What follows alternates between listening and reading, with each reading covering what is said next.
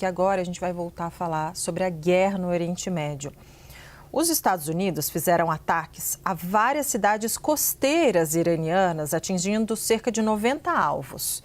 Segundo o Irã, os bombardeios atingiram uma área próxima a uma usina nuclear.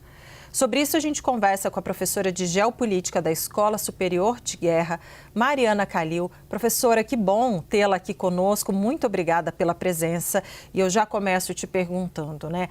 A escolha desses alvos pelos Estados Unidos, qual que é a importância estratégica desses ataques ali perto dessa usina? Bem-vinda. É importante notar que, para além de um ataque perto de uma usina nuclear, a gente teve entre esses 90 ataques um ataque muito importante a uma ponte que é responsável por grande parte do comércio do Irã com a Rússia e com a China. Então, o que a gente pode ver é que os Estados Unidos estão tentando estrangular a economia iraniana, inclusive nesses ataques mais recentes.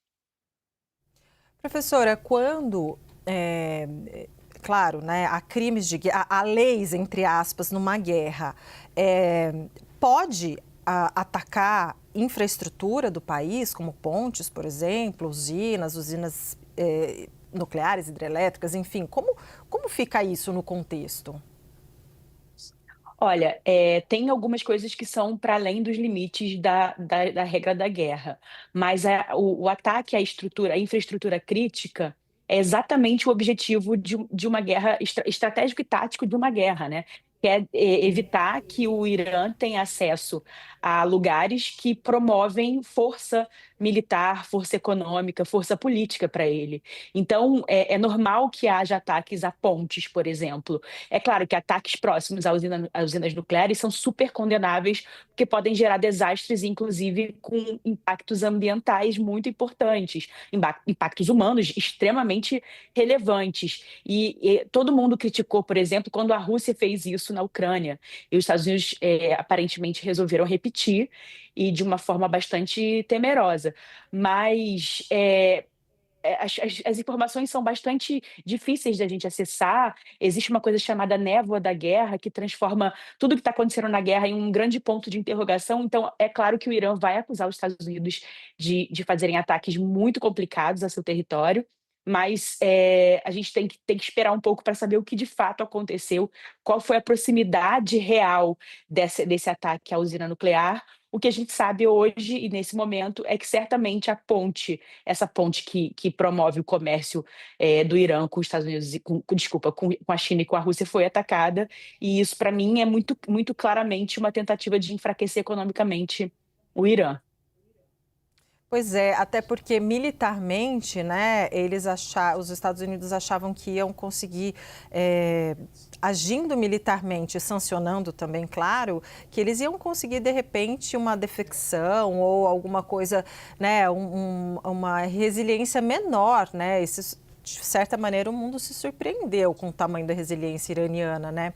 Professor, agora a gente queria falar um pouquinho sobre o acordo de cessar-fogo, né? Ontem de manhã, Donald Trump disse que o acordo acabou e que, enfim, não tinha mais jeito, mas agora o que acontece? Os mediadores estão tentando trazer de volta Estados Unidos e Irã para a mesa de negociações.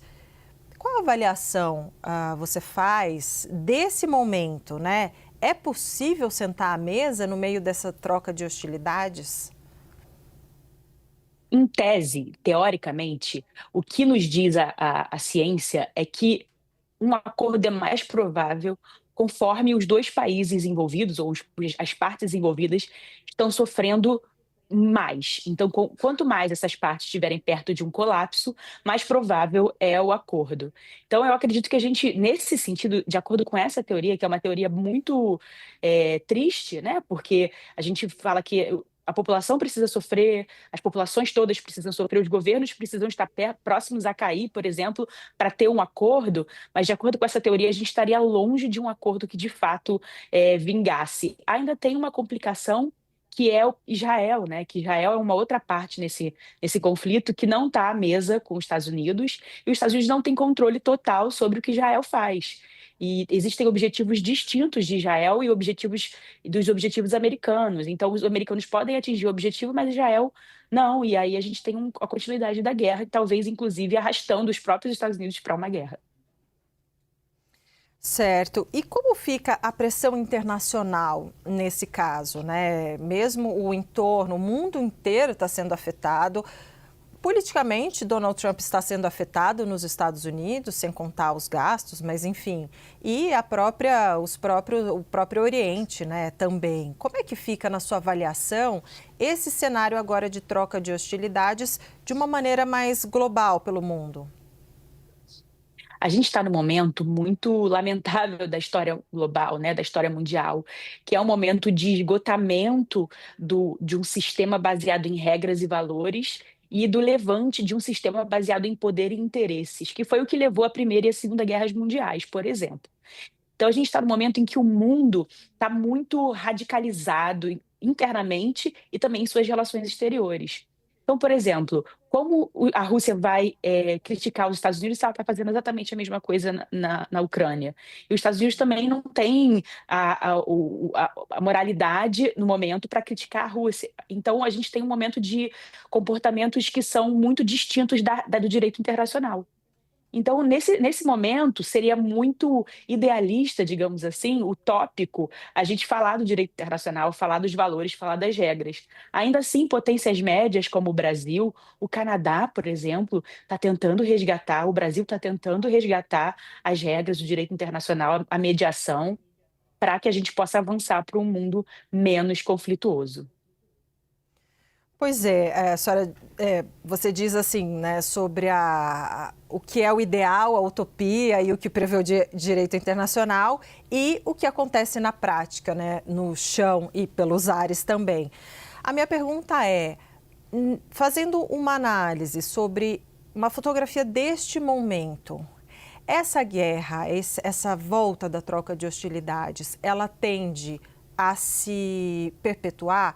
Queria que você analisasse isso, perpetuar não, mas se estender muito. E eu te pergunto isso porque você falou que o acordo, teoricamente, ele chega mais facilmente quando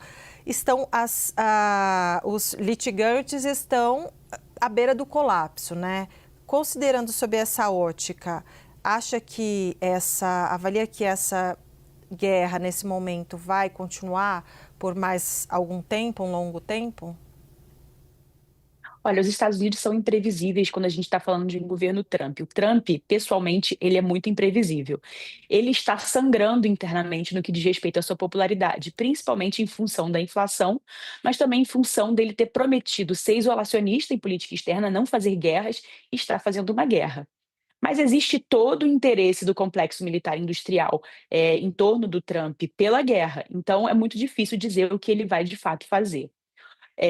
Existem pressões distintas sobre o Trump, inclusive pressões relacionadas às eleições de meio termo e pressões de possíveis sucessores dele. A gente tem, por exemplo, o J.D. Vance, que é o vice-presidente, sendo radicalmente contra guerras e dizendo claramente que é contra essa política do Trump, e o Rubio fazendo o que o Trump está fazendo. Na verdade, é o Rubio que opera o que o Trump está executando em termos de guerra no Irã.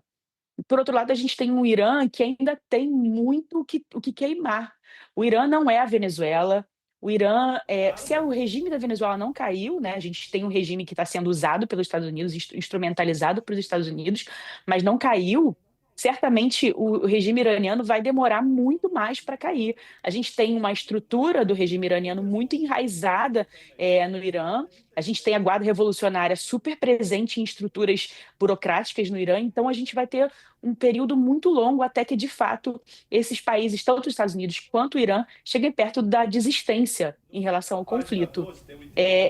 Inclusive, a gente pensa que talvez os Estados Unidos cheguem mais perto de desistir do conflito antes do Irã, porque as democracias tendem a ser mais pacíficas do que os regimes autocráticos, inclusive porque a população tem o que dizer, né? Pode dizer, olha, a gente não topa a inflação da forma como está atingindo esses níveis, a gente não topa mandar nossos garotos, nossas garotas para morrer por uma causa que não é nossa, que é de outro país, por exemplo, que é o que está sendo propagandeado.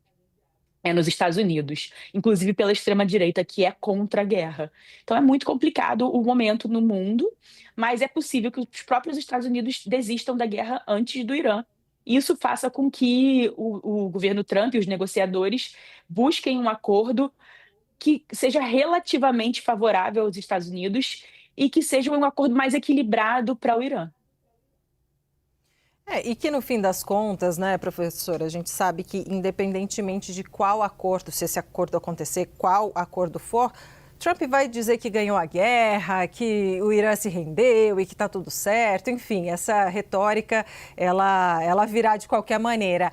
Agora, caminhando para o fim da nossa entrevista, mais uma coisa que eu quero te perguntar. Ontem a gente conversou com um professor aqui, que ele trouxe uma avaliação que eu achei muito interessante, queria dividir contigo, né? E saber sua visão sobre isso. Ele fala o seguinte, olha, os Estados Unidos começaram a atacar o Irã e, teoricamente, para proteger o mundo, para que o Irã não tenha uma bomba atômica. Mas, no fim das contas, o Irã acabou descobrindo nessa guerra a sua própria bomba atômica, que é o controle do Estreito de Hormuz. O quanto o controle do Estreito de Hormuz pelo Irã, ele teve um efeito devastador no mundo, né? Assim, que eu digo capaz de mexer na economia mundial e, enfim. Então, eu queria a sua avaliação sobre esse controle do estreito e o que isso significa, né? Agora, a gente está nas mãos do Irã, a qualquer momento ele pode, se não fizer isso, vou fechar. Enfim, queria te ouvir sobre isso. Eu concordo plenamente com essa teoria.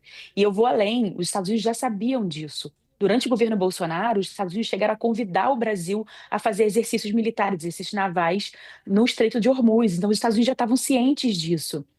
Isso adiciona a um questionamento que é por que que o Trump resolveu fazer isso agora? Ou seja, bombardear o Irã agora, né? Porque o que levou o Trump a fazer isso? E alguns presidentes americanos, ex-presidentes americanos, vieram a público dizendo que o Netanyahu, ou o Israel, tentou vender esse tipo de guerra para os Estados Unidos diversas vezes e os presidentes americanos negavam.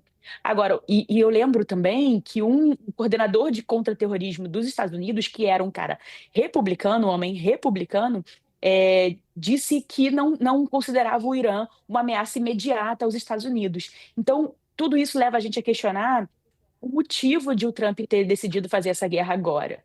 Tem gente que fala que Israel foi o grande culpado pela guerra no momento, mas isso é muito complicado, porque as pessoas tendem a culpar Israel por muitas coisas, né? Tendem a culpar os cidadãos israelenses de muitos crimes, de muitas escolhas mal feitas, então a gente tem que medir esse argumento, mas certamente é um ponto de interrogação do motivo de o Trump ter resolvido fazer isso agora, porque os Estados Unidos sabiam. A inteligência americana sabia exatamente a importância de Hormuz. Inclusive, tentou arrastar o Brasil para essa compreensão e para um treinamento, para um treinamento militar ali naquela região.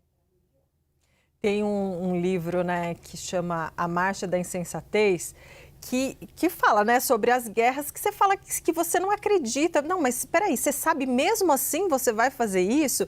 Acho que ilustra um pouco, né, justamente esse recorte que você faz, muito interessante. Nós conversamos com Mariana Calil, professora de Geopolítica da Escola Superior de Guerra. Um prazer tê-la aqui. Muito obrigada, professora. Até a próxima.